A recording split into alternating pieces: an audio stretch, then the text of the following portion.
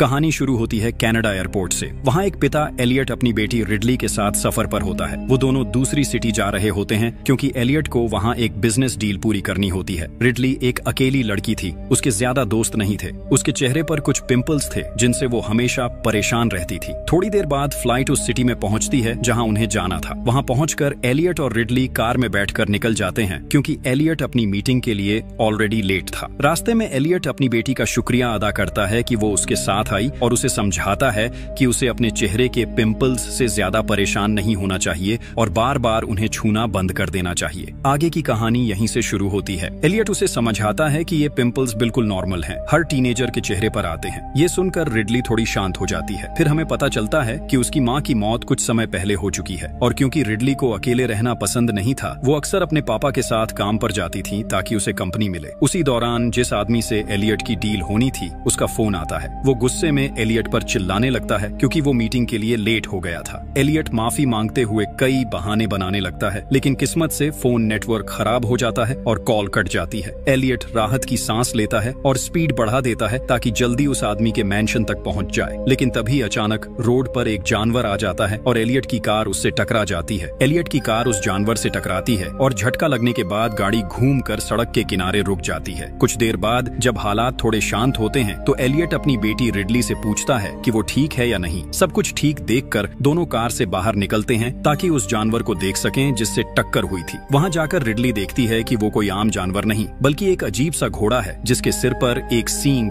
Horn लगा है। और सबसे चौंकाने वाली बात ये थी कि उस जानवर के घाव से नीला खून निकल रहा था। एलियट बहुत गुस्से में था क्योंकि अब वो मीटिंग के लिए और देर हो चुका था। लेकिन रिडली उस रहस्यमय घोड़े को देखकर हैरान रह जाती है क्योंकि उसने ऐसा प्राणी पहले कभी नहीं देखा था। उसी पल उस घोड़े का सींग हल्के नीले रंग में चमकने लगता है और बिना सोचे समझे रिडली आगे बढ़कर उस सींग को छू लेती है। जैसे ही रिडली ने उस घोड़े का सींग छुआ, उसे अचानक अजीब अजीब चीजें दिखने लगती हैं। कुछ ऐसे नजारे जिन्हें वो समझ नहीं पाती। उसकी आंखों के सामने सब धुंधला सा हो जाता है। लेकिन तभी वो एलियट की आवाज सुनकर होश में आती है। वो देखती है कि उसका पापा उस घोड़े को मार रहा होता है। रिडली चिल्लाकर उसे रोकने की कोशिश करती है, लेकिन एलियट उसकी बात नहीं सुनता और तब तक रुकता नहीं जब तक वो घोड़ा पूरी तरह मर नहीं जाता। थोड़ी देर बाद दोनों मिस्टर ओडेल के मैंशन पहुंचते हैं जहां एलियट को अपनी डील फाइनलाइज करनी होती है। लेकिन सबसे अजीब बात ये थी कि एलियट उस घोड़े की लाश को कार की ट्रंक में रख लाया था। मकान के बाहर गाड़ी रोककर एलियट नीचे उतरता है और मैंशन के अंदर जाता है। वहां उसकी मुलाकात ओडेल के बेटे शेपर्ड से होती है जिससे वो हाथ मिलाता है और फिर ओडेल की पत्नी से भी मिलकर अभिवादन करता है। आखिरकार एलियट ओडेल के कमरे में आता है और उससे देर होने के लिए माफी मांगता है। तभी पता चलता है कि ओडेल को एक गंभीर बीमारी है और अब उसके आखिरी दिन चल रहे हैं। एलियट बहाने बना रहा होता है ताकि ओडेल उसे माफ कर दे। तभी रिडली को आज घोड़े के साथ हुई सारी बातें याद आने लगती हैं। ओडेल ये नोटिस करता है और रिडली से पूछता है कि क्या वो ठीक है। रिडली झूठ बोलती है और कहती है कि वो बिल्कुल ठीक है। उसी वक्त शेपर्ड भी वहाँ आता है और रिडली से उसके चेहरे पर पड़े दानों के बारे में पूछता है। एलियट बीच में बोल पड़ता है और रिडली से कहता है कि वो बाथरूम में जाकर मुंह धो ले ताकि थोड़ा ठीक महसूस करे। असल में एलियट ऐसा सिर्फ उसे वहाँ से भेजने के लिए कह रहा था। एलियट नहीं चाहता था कि रिडली उसकी डील खराब करे या आज जो हुआ वो किसी को बता दे। जब रिडली बाहर निकली तो वो बार बार कार की तरफ देख रही थी और काफी घबराई हुई लग रही थी। उसी वक्त महल की एक गार्ड रिडली को देख रही होती है और उसे कुछ अजीब महसूस होता है। जब वो गार्ड कार के पास जाकर देखती है तो उसे यकीन हो जाता है कि कुछ गड़बड़ है या शायद कार के अंदर कुछ छिपा हुआ है। इसी दौरान रिडली बाथरूम में जाती है और चेहरा धोती है, लेकिन जब वो शीशे में देखती है तो उसे पता चलता है कि उसके चेहरे के सारे दाने गायब हो गए हैं। जब वो तौलिए पर नजर डालती है तो उस पर नीले रंग का खून लगा होता है जो यूनिकॉर्न का खून होता है। उसी वक्त ओडेल एलियट के साथ बैठा होता है और उसे बताता है कि उसने हर तरह का इलाज आजमाया लेकिन कोई फायदा नहीं हुआ। अब उसने हार मान ली है और मौत का इंतजार कर रहा है। ओडेल ये भी बताता है कि वो ये डील इसलिए कर रहा है ताकि मरने से पहले अपनी कंपनी और अपने परिवार की सुरक्षा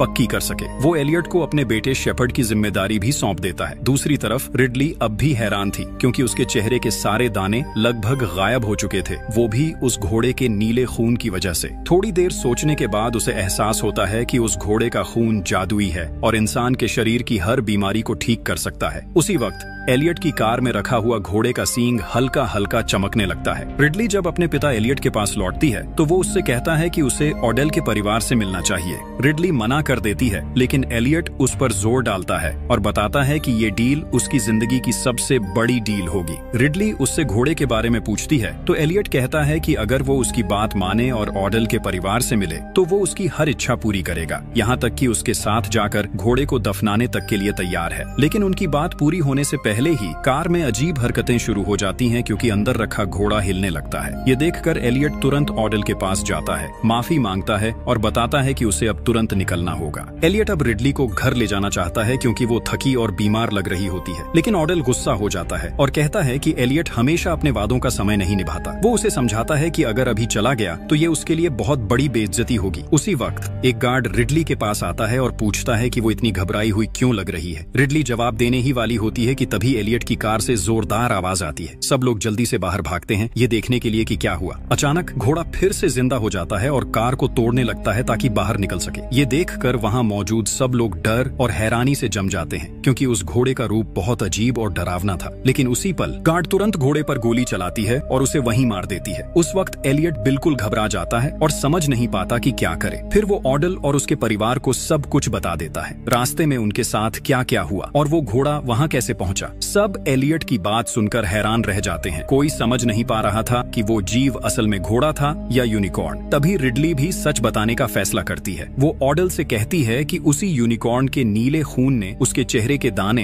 पूरी तरह ठीक कर दिए। ये सुनकर ऑडेल हैरान रह जाता है और रिडली से पूछता है कि क्या उसे अपने शरीर में कुछ अजीब महसूस हो रहा है। रिडली कहती है कि नहीं, सब कुछ बिल्कुल ठीक है। रिडली कहती है कि उन्हें एनिमल ऑर्गेनाइजेशन से संपर्क करना चाहिए ताकि वो आकर उस घोड़े को ले जाए, लेकिन ऑडेल मना कर देता है और कहता है कि अगर ऐसा हुआ तो सरकार उस जीव का गलत इस्तेमाल करेगी, इसलिए उसे ही इस हालात को संभालना होगा। रात होने पर एलियट अपनी बेटी के कमरे में जाता है ताकि उसका हाल जान सके। जैसे ही वो रिडली को देखता है पूछता है कि वो इतनी उदास क्यों है। रिडली बताती है कि जब उसने आज उस घोड़े के सींग को छुआ था तो उसे कुछ अजीब चीजें दिखाई दी। एलियट उसकी बात पर यकीन नहीं करता और कहता है कि शायद उसे भ्रम हुआ होगा। वो रिडली को समझाता है कि अब उसे इन बातों के बारे में नहीं सोचना चाहिए क्योंकि सबसे जरूरी बात यह है कि वो लोग अपनी डील पूरी करें। लेकिन रिडली अंदर से बहुत परेशान थी। रिडली कुछ ही समय में उस जादुई घोड़े के बारे में थोड़ी बहुत जानकारी इकट्ठा कर पाई। उसे पता चला कि ये घोड़ा एक पुरानी दंत कथा का हिस्सा था। एक राज परिवार ने इसे पाल रखा था, लेकिन बाद में जब उन्हें इसकी जादुई ताकत का पता चला तो उन्होंने उसकी शक्ति हासिल करने के लिए उसे मारने का फैसला किया। कुछ समय बाद घोड़ा फिर से जिंदा हुआ और उसने उस परिवार के सभी लोगों से बदला ले लिया। ये कहानी पढ़कर रिडली और ज्यादा डर गई। जब वो सोने गई तो उसे डरावने सपने आने लगे। रिडली को बहुत अजीब सपना आता है। वो खुद को जंगल में भागते हुए देखती है, लेकिन जब नीचे देखती है तो पाती है कि वो खुद उस घोड़े के शरीर के अंदर है। ये देखकर रिडली डर के मारे जाग जाती है, समझ नहीं पाती कि ये सब क्या हो रहा है। जैसे ही वो आंखें खोलती है सामने कुछ अजीब दिखने वाले लोग खड़े होते हैं जो उसे और उसके पिता एलियट को बांध लेते हैं। पता चलता है कि वो लोग वैज्ञानिक हैं जिन्हें ऑडेल ने बुलाया है ताकि वो रिडली और एलियट का परीक्षण कर सकें और ये जान सकें कि उस नीले खून का उन पर क्या असर हुआ है। जांच खत्म होने के बाद रिडली अपने पिता से बात करने जाती है और उसे पिछली रात का सब कुछ बताती है। एलियट रिडली से कहता है कि वो सब कुछ भूल जाए और इन बातों पर अब ध्यान न दे। उधर जब डॉक्टर घोड़े के खून की जांच पूरी करते हैं तो उन्हें पता चलता है कि वो खून बहुत अजीब है, वो किसी भी इंसान की बीमारी को ठीक कर सकता है। वैज्ञानिक ये बात ऑडेल को बताते हैं और सुझाव देते हैं कि इसकी पुष्टि के लिए इंसान पर सीधा प्रयोग करना होगा। ऑडेल ये सुनकर बेहद उत्साहित हो जाता है और तय करता है कि ये प्रयोग उसी पर किया जाए। थोड़ी देर बाद डॉक्टर जादुई खून तैयार करते हैं और ऑडेल को इंजेक्शन लगा देते हैं। ये सब देखकर रिडली परेशान हो जाती है, उन्हें गलत ठहराती है और वहाँ से निकलकर जंगल में चली जाती है ताकि थोड़ा सुकून पा सके। इधर जब वैज्ञानिक घोड़े के शरीर की जांच शुरू करते हैं तो उन्हें पता चलता है कि उसकी नसें अब भी काम कर रही हैं। इसका मतलब था कि वो लोग उस घोड़े से और लंबे समय तक खून निकाल सकते थे। दूसरी तरफ रिडली जंगल में घूम रही होती है। चलते चलते उसे महसूस होता है कि कोई उसे देख रहा है। वो इधर उधर देखती है लेकिन वहाँ कोई नहीं होता। डर के मारे वो तेजी से भागती है और घर लौट आती है। रात में एलियट ऑडेल का हाल जानने जाता है और पूछता है कि अब वो कैसा महसूस कर रहा है। ऑडेल बताता है कि उसे अब काफी बेहतर लग रहा है और लगता है कि इलाज असर दिखा रहा है। ये सुनकर एलियट बहुत खुश हो जाता है और उसे जल्दी ठीक होने की शुभकामनाएं देता है। उधर रिडली अब भी उस जादुई घोड़े के बारे में और जानकारी जुटाने की कोशिश कर रही होती है। तभी ऑडेल का बेटा शेपर्ड उसे देख लेता है। शेपर्ड रिडली की मदद करने का फैसला करता है। वो उसे अपना प्रिंटर देता है ताकि वो घोड़े की सारी तस्वीरें और जानकारी जानकारी प्रिंट करके आराम से उनका अध्ययन कर सके। जब शेपर्ड रिडली की मदद करके वहां से निकलता है तो अचानक सामने उसका पिता ओडेल खड़ा होता है। अब वो पूरी तरह ठीक दिख रहा होता है और उसकी सेहत पहले जैसी नहीं बल्कि और बेहतर लग रही होती है। ओडेल तुरंत सारे डॉक्टरों को इकट्ठा करता है और उन्हें आदेश देता है कि जितना हो सके उतना नीला खून उस घोड़े से निकाल ले ताकि ये इलाज हमेशा उनके पास रहे और वो खुद इसका इस्तेमाल कर सके। वो ये भी कहता है कि अगर ये इलाज दुनिया के सामने आया तो इसकी कीमत आसमान छुएगी, लेकिन डॉक्टर उसे रोकते हैं और बताते हैं कि ये संभव नहीं है क्योंकि इस खून की एक समय सीमा होती है, उसके बाद वो बेअसर हो जाता है। उधर रिडली, जो कुछ देर पहले ओडेल के साथ हुआ वो सब देखकर डर गई थी, लेकिन फिर भी उसने हिम्मत जुटाई और अपने रिसर्च पर वापस लौट आई ताकि वो जान सके कि उस हॉर्स के साथ असल में क्या हो रहा है। कुछ घंटे बाद रिडली को बहुत खतरनाक जानकारी मिली। वो सीधा ओडेल के पास गई और उसे ध्यान से सुनने को कहा। रिडली ने बताया कि जो मेडिसिन ओडेल ने लिया है वो बहुत स्ट्रॉन्ग है और असर तो करता है, लेकिन अगर उसने उसकी डोज ज्यादा ली तो उसकी जान जा सकती है। रिडली ने ये भी बताया कि सदियों से लोग उस हॉर्स के खून का इस्तेमाल करते आए हैं, ठीक वैसे ही जैसे अब ओडेल कर रहा है, लेकिन हर बार उनका अंत बहुत बुरा हुआ क्योंकि वो हॉर्स फिर से जिंदा हो जाता था और उन्हें मार डालता था। जैसा कि उम्मीद थी, ओडेल ने उसकी किसी भी बात पर ध्यान नहीं दिया।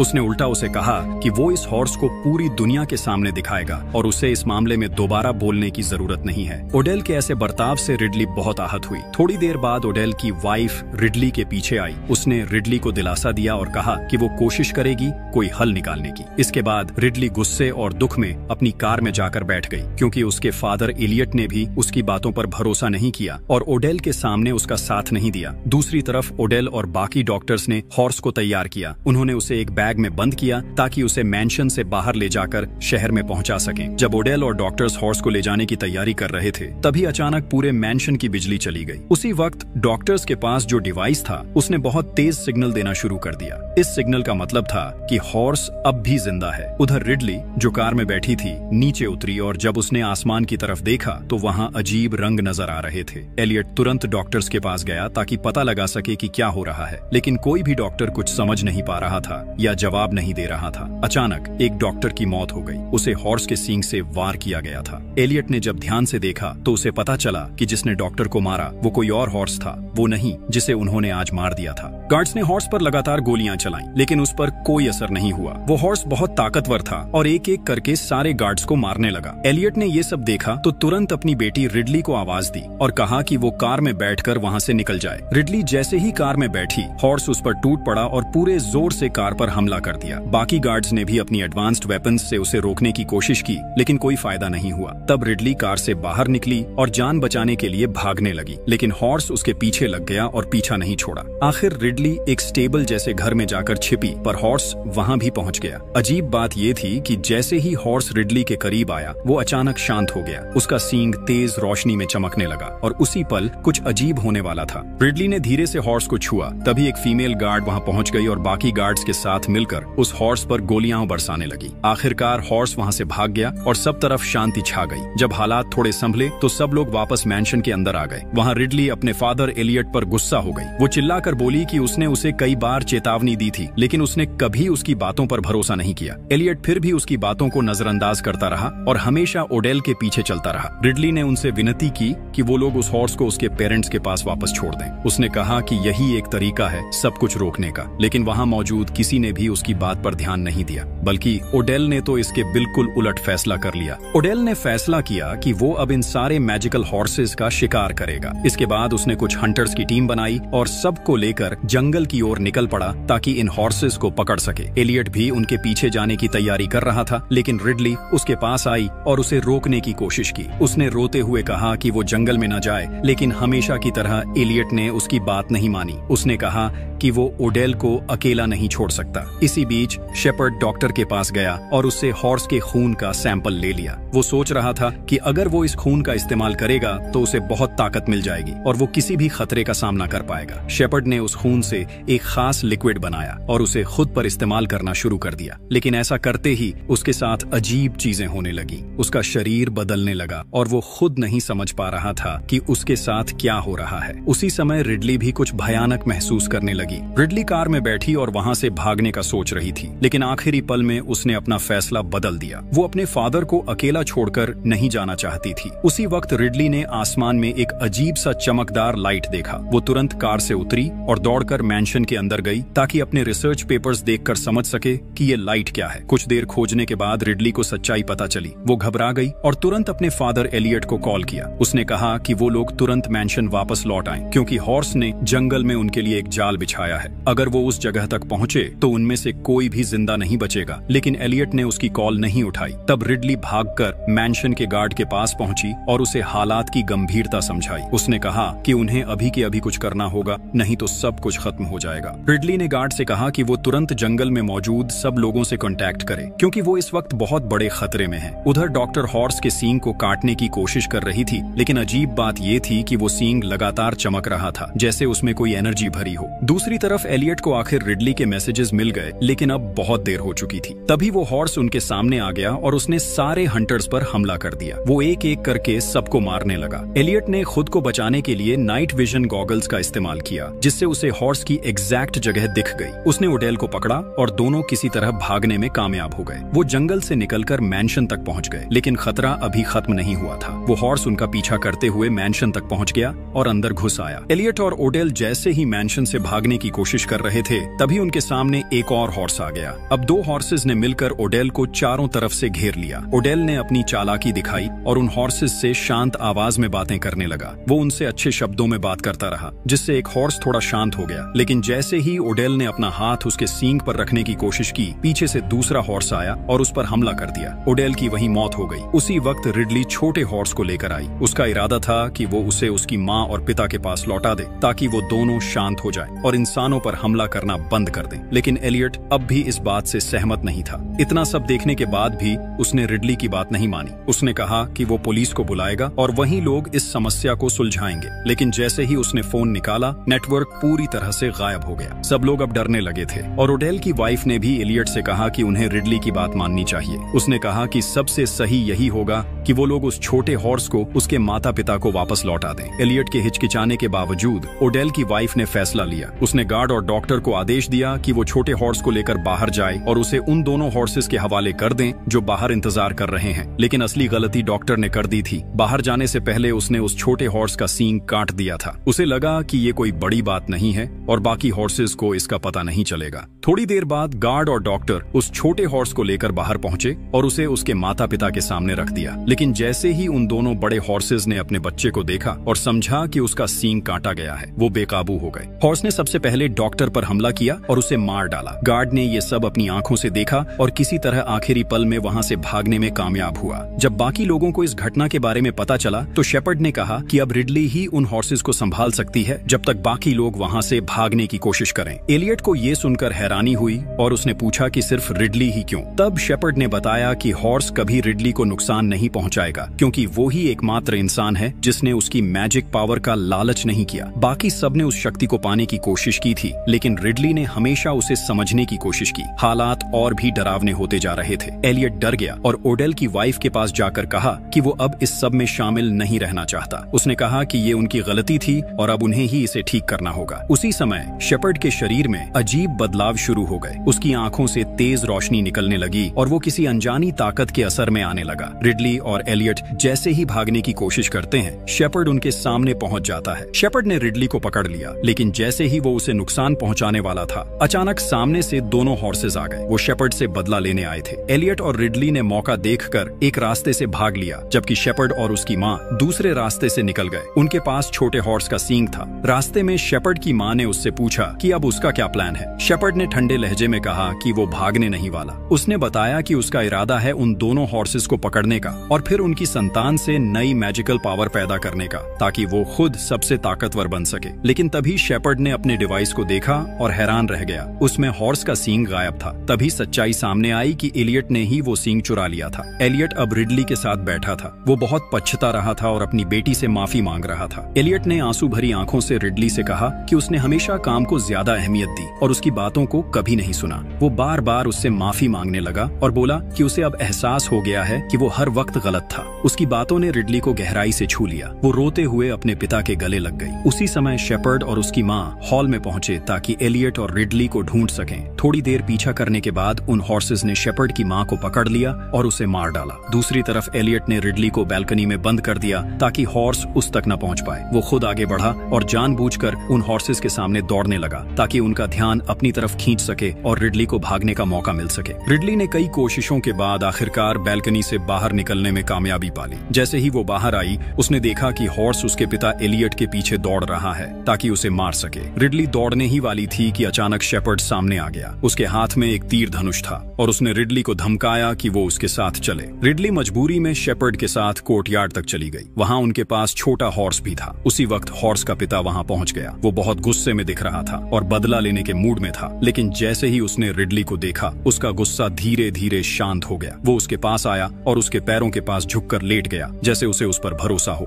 शेपर्ड ने इस मौके का फायदा उठाया। वो तुरंत आगे बढ़ा और हॉर्स के पैर में रस्सी बांध दी ताकि उसे काबू में कर सके। रिडली ने उसे रोकते हुए कहा कि वो बहुत बड़ी गलती कर रहा है और ये काम उसे नहीं करना चाहिए, लेकिन हमेशा की तरह शेपर्ड ने उसकी बात नहीं सुनी। वो घमंड से बोला कि उसे पता है वो क्या कर रहा है और कोई उसे रोक नहीं सकता। तभी अचानक उन्हें एक और आवाज सुनाई दी। वो हॉर्स की माँ थी। सबकी नजरें मुड़ गईं और उन्होंने देखा कि एलियट उसके साथ था। वो छोटे हॉर्स के सींग का इस्तेमाल करके उस पर काबू पा चुका था, लेकिन हैरानी की बात ये थी कि जैसे ही वो हॉर्स रिडली के करीब आई, वो भी शांत हो गई और उसके पैरों के पास लेट गई। रिडली के आसपास आते ही दोनों हॉर्सेस पूरी तरह से शांत हो गए थे। शेपर्ड ने फिर मौका देखकर दौड़ लगाई और माँ हॉर्स के पैरों में भी रस्सी बांध दी। ये देखकर एलियट का गुस्सा फट पड़ा। उसने हाथ में पकड़ा सींग शेपर्ड पर जोर से दे मारा, लेकिन शेपर्ड अब इंसान नहीं रहा था। उसके शरीर में हॉर्स का खून था जिसने उसे बहुत ताकतवर बना दिया था। उसने एलियट का वार रोक लिया और उसी के तीर से पलटकर एलियट पर हमला कर दिया। एलियट जमीन पर गिर पड़ा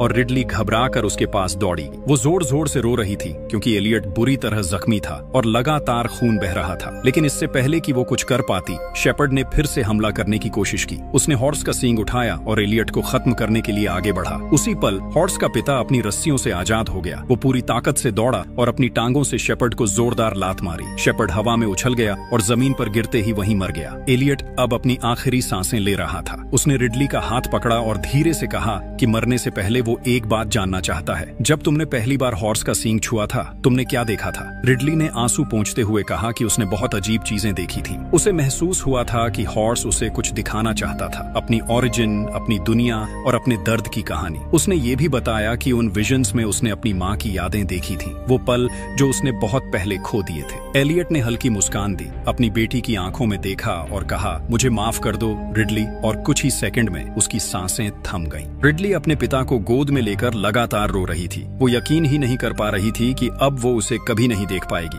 लेकिन तभी एक चमत्कार हुआ। हॉर्स का पिता उसके पास आया और शांत होकर रिडली के सामने खड़ा हो गया। फिर उसने अपनी शक्ति को माँ हॉर्स के साथ मिलाया और दोनों ने मिलकर अपनी मैजिकल एनर्जी से एक उजली रोशनी पैदा की। उस रोशनी से छोटे हॉर्स का टूटा हुआ सींग फिर से जुड़ गया और कुछ ही पल बाद एलियट के जख्म भी भरने लगे। धीरे धीरे उसने अपनी आंखें खोली। वो जिंदा था। एलियट अब सब कुछ देख पा रहा था जो रिडली ने पहले देखा था। वो सारी विजन्स, वो पुरानी यादें और उस मैजिक दुनिया की सच्चाई। एलियट ने रिडली को कसकर गले लगाया। दोनों की आंखों में खुशी और सुकून था, जैसे सब कुछ फिर से सही हो गया हो। लेकिन तभी मैंशन के दरवाजे खुले। गार्ड अंदर आया और उसके पीछे पुलिस थी। उन्होंने चारों तरफ देखा, लेकिन वहाँ अब कोई हॉर्स नहीं था। पुलिस ने एलियट और रिडली को पकड़ लिया और उन पर इल्जाम लगाया कि उन्होंने ही ओडेल के परिवार को मारा है। लेकिन एलियट और रिडली को अब किसी बात का डर नहीं था। वो बस इस बात से खुश थे कि उन्होंने उन मैजिकल हॉर्सेस की मदद की और उनकी दुनिया को बचा लिया। तभी चौंकाने वाली बात हुई। उन हॉर्सेस ने एलियट और रिडली को सजा देने के बजाय उनकी मदद करने का फैसला किया। उन्होंने अपनी ताकत का इस्तेमाल करके पुलिस की नजरों से उन्हें गायब कर दिया और उन्हें सुरक्षित जगह पर पहुंचा दिया। इसी के साथ कहानी खत्म होती है। एलियट और रिडली आजाद हैं और मैजिकल हॉर्सेस फिर से अपने जंगल लौट जाते हैं और यहीं खत्म होती है फिल्म। अगर आपको कहानी पसंद आई हो तो चैनल को जरूर सब्सक्राइब करें और नए वीडियोस के लिए जुड़े रहें।